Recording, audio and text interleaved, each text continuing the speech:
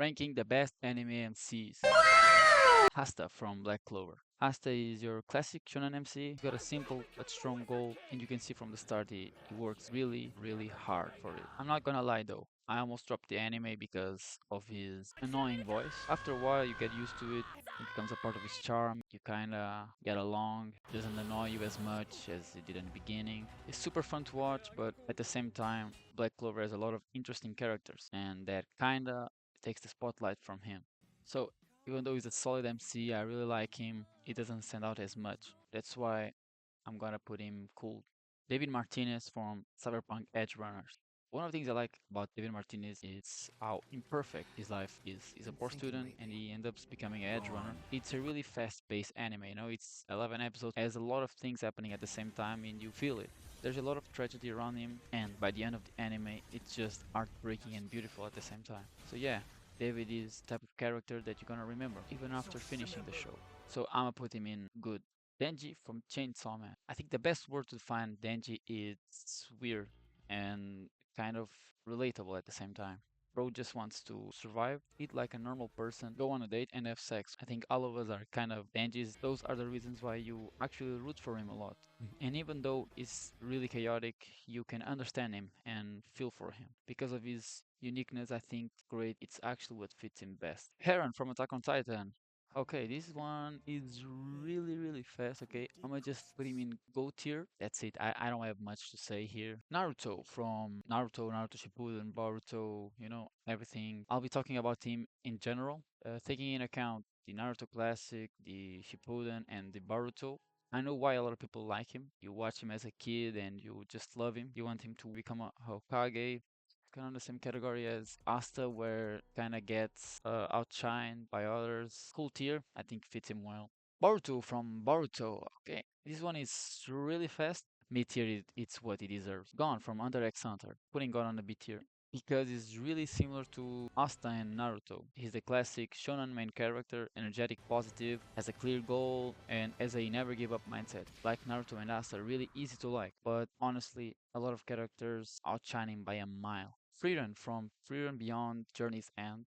For me, great character. I like her very much. She's cool, powerful, and because of that, she feels too nonchalant, okay? And I get why people don't like her very much. She's kind of distant. Despite that, for me, what makes her stand out is the deeper message around time and how important it is. Hinata from Haikyuu.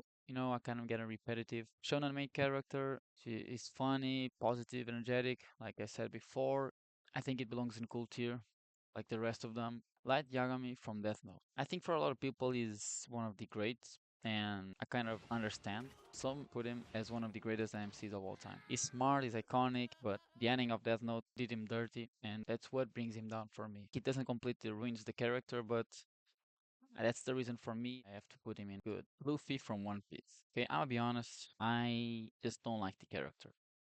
I think the design is cool, but I've tried to watch One Piece 3 times and I just can't. I am trying to rewatch for the fourth time on One Piece so I can get the best version of One Piece. I just can't connect with him. Okay, as I'm rewatching the anime and I'm now watching him fight Buggy the Clown, he did get a little bit cooler, so I thought about putting him in cool. I honestly gonna put him in good, just so you know. I'm rewatching for the sole reason I can hate accurately. Senku from Doctor Stone. Okay, now we get to a character that's one of the coolest main characters of all time. Is literally the character. It makes you wanna study, okay? So I can also do the shit he does. He's smart, he's calm, and no matter the situation, gets things done. He makes fucking science look fun. If you watch the show, it's gonna be your favorite. Yeah, that's why I put him in first place on the great tier because just fucking amazing, man. Midoriya from Boku no Hero. I think this one is easy compared to these characters. I think he goes mid and he stays there with Boruto.